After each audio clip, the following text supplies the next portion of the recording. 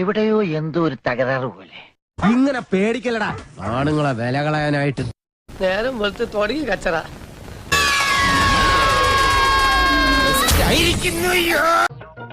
നീ എവിടെ പരിപാടി അവതരിപ്പിച്ചാലും ഇത് തന്നെയാണല്ലോ നിന്റെ വിധി.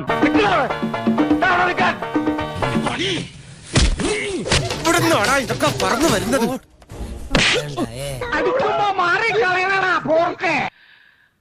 വല്ലാത്ത തലവേദന.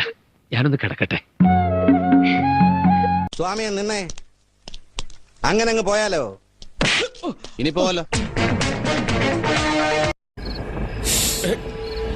ആരാ ബാക്കില്?